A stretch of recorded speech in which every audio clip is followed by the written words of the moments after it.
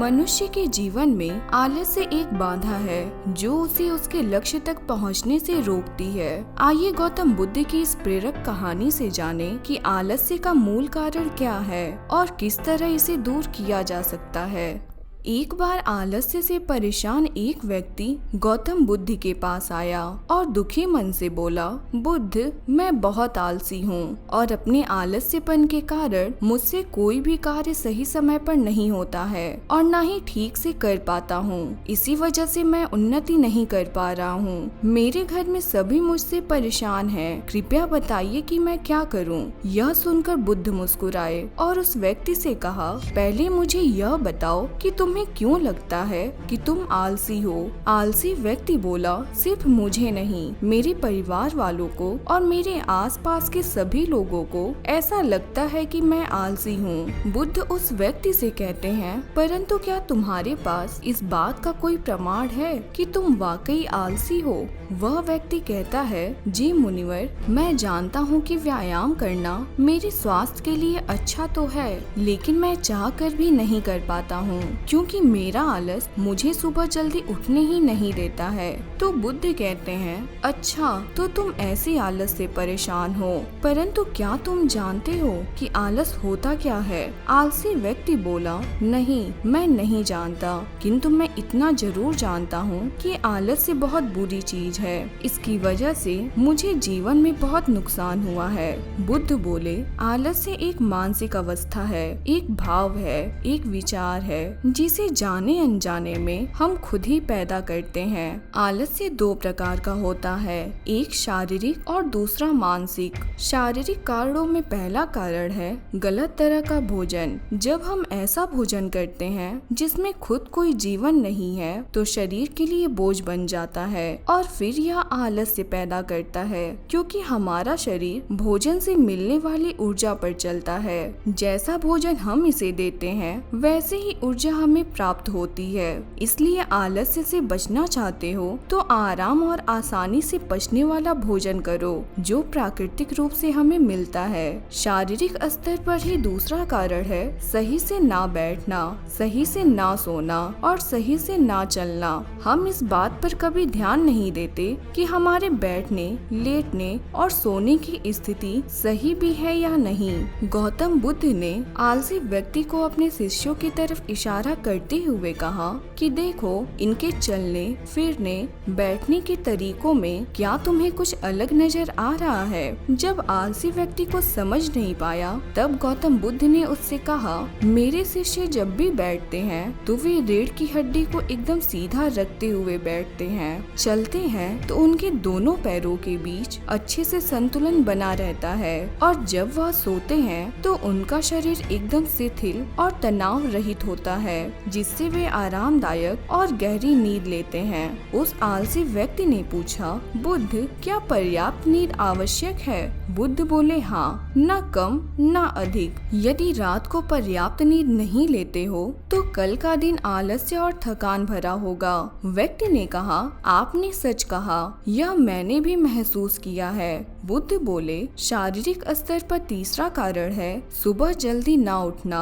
यह सुनकर वह आलसी व्यक्ति कहता है, हाँ मुनिवर, मैं सुबह जल्दी नहीं उठ पाता। बुद्ध मुस्कुराते हैं और कहते हैं, तुम सुबह जल्दी तभी उठ सकते हो जब तुम रात को सोने का एक सही समय निर्धारित कर लोगे। इन आश्रम के भिक्षुओं को देखो, इनकी रात का सोने का समय निश्चित है, तभी यह सब जल्दी उठते हैं। प्रत्येक बौद्ध भिक्षु को अनुशासन का पालन करना होता है, क्योंकि अनुशासन हमारे जीवन में संतुलन लाता है। ज्यादातर लोग अनुशासन को बंधन समझते हैं, क्योंकि उन्हें लगता है कि अनुशासन उन्हें बांधता है, जबकि असल में यह है कि अनुशासन हमें बांधता नहीं बल्कि मुक्त करता है। बुद्ध ने उस आलसी व्यक्ति से कहा, यदि शारीरिक आलस्य से बचना चाहते हो तो खुद को अनुशासन में ढालो, एक निश्चित दिनचर्या का पालन करो। तब व्यक्ति ने पूछा, परंतु मुनिवर शुरुआत कहाँ से करें? सही तरह से भोजन करने से, सही तरह से बैठने, लेटने या चलने से, या सुबह जल्दी उठने से? बुद्ध कहते हैं शुरुआत अभी से करो। जो भी तुम इस समय कर रहे हो उसे ध्यान से करो। पहले तुम मन के स्तर के आलस्य को समझो। वैसे ज्यादा स्थितियों में मन शरीर के कारण आलस्य पैदा करता है। बुद्ध ने कहा मन के स्तर पर आलस्य का सबसे पहला कारण है हमारी पुरानी गलत धारणाएं। अक्सर ऐसा होता है कि हम पहले जिन कामों में असफल हो चुके हैं, हमारे अंदर ऐसी भावनाएं बन जाती हैं कि हम उस काम में हमेशा असफल होते रहेंगे, जिस वजह से हमें उस काम को करने में आलस आता है। ऐसी धारणाओं से छुटकारा पाने का एकमात्र उपाय यह है कि हमें अपने मन को यह समझाना चाहिए कि पिछली बार जब हम उस काम में असफल हुए थे तो हम उसके बारे में जितना जानते थे, अब हम उस काम के बारे में उससे ज्यादा जानते हैं, क्योंकि असफल होने के बाद हम उससे काफी कुछ सीखे भी हैं। इसलिए मानसिक आलस्य से बचने के लिए सबसे पहले खुद पर विश्वास करना सीखो।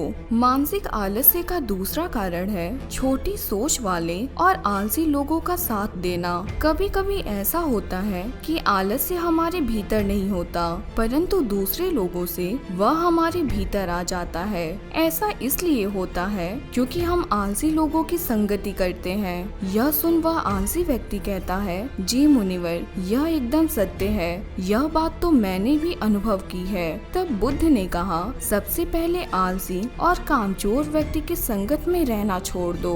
बुद्ध ने आगे कहा, मानसिक आलस्य का तीसरा कारण है काम को टालना। यह मानसिक तनाव का सबसे बड़ा कारण है। हमें पता नहीं चलता, लेकिन धीरे धीरे यह आदत हमारे अंदर घर कर जाती है और जिंदगी खराब कर सकती है। इसलिए जो कार्य आज कर सकते हैं उसे आज ही करो, कल नहीं। बुद्ध ने कहा, मानसिक आलस्य का चौथा कारण है लक्ष्य का स्पष्ट न होना।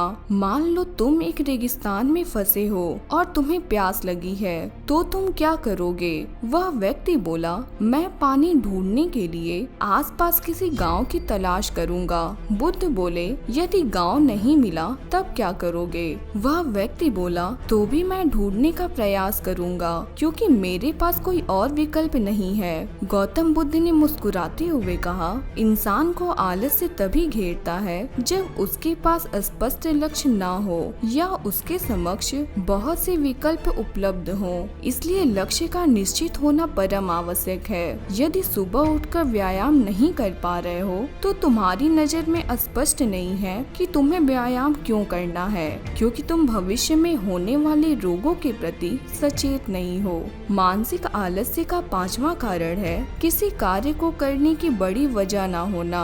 मान लो तुम किसी सुनसान जगह से कीमती गहने लेकर जा रहे हो, तुम थक गए हो और बैठना चाहते हो। यह सोचकर तुम पेड़ के नीचे बैठ जाते हो। तुम देखते हो कि सामने से कोई डाकू आ रहा है, तो क्या ऐसे में भी तुम्हारा आलस्य तुम्हें भागने से रोकेगा? नहीं ना। तो मेरी एक बात को समझो, तुम्हारा आलस्य सिर्फ उन्हीं कार्यों को करने से रोकता है जिन्हें करने की बड़ी वजह नहीं होती है। बुद्ध ने कहा, जहाँ स्पष्टता है और कार्य करने की बड़ी वजह है, वहाँ आलस्य हो ही नहीं सकता।